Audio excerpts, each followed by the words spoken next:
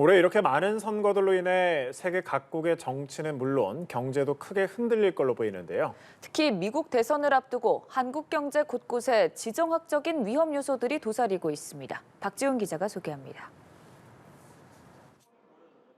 올해는 그야말로 선거의 해입니다. 선거는 올해 경제의 가장 큰 변수로 떠올랐고 동시에 폴리코노미를 우려하는 목소리도 커지고 있습니다.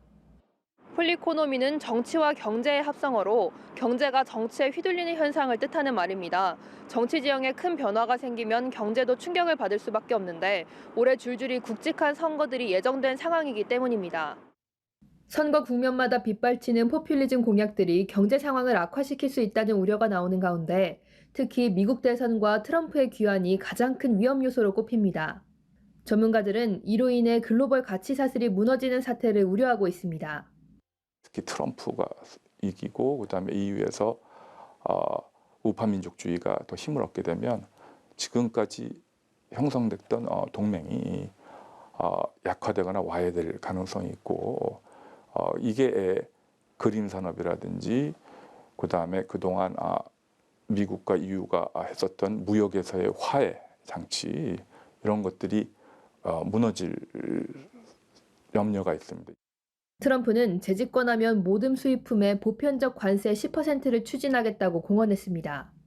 바이든 정부의 핵심 사업이었던 인플레이션 감축법, IRA를 폐지하겠다는 의사를 밝히기도 했는데 친환경 에너지 투자를 장려하는 IRA가 폐지되면 우리나라 전기차 시장이 흔들리게 됩니다. 또 미국의 반중국 기조가 강해질 경우 중국에 투자한 우리나라 반도체 기업들의 치명타가 가해지게 됩니다. 수출 회복세에 힘입어 지난해 말부터 비로소 반등하기 시작했던 우리 경제가 또 한 번 난관에 부딪히는 셈입니다. 전문가들은 올해 상반기가 글로벌 경제의 고비가 될 것으로 전망하고 있습니다. 작년과 올해의 큰 차이점, 일단 선진국은 좀 성장률이 둔화되고 그래서 미국과 중국이 세계 경제 어떤 성장률에 긍정적인 영향을 못 미치는 시기가 상반기이기 때문에 그렇다면 우리 관련 이제 기업들, 특히 수출 기업들 같은 경우는 상반기를 잘 넘겨야. 선거를 앞두고 불확실성이 커진 상황에서 기업들이 투자를 꺼리게 되면 가뜩이나 지난해보다 낮아질 걸로 예상되는 세계 경제 성장률 전망치가 더 낮아질 수도 있습니다. 일각에선 차츰 잡혀가던 인플레이션마저 재점화되는 것 아니냐는 목소리도 나옵니다. 하지만 미국 연방준비제도가 정치에 휘둘리지 않고 금리 인하 속도를 조절할 거라며 독립성을 신뢰하는 시각도 있습니다. 한치 앞을 알 수 없는 정치 소용돌이 한가운데 놓인 한국 경제. 폴리코노미를 대비하고 지정학적 위기를 극복하는 일은 새롭게 출범한 2기 경제팀 앞에 놓인 가장 큰 과제가 될 전망입니다.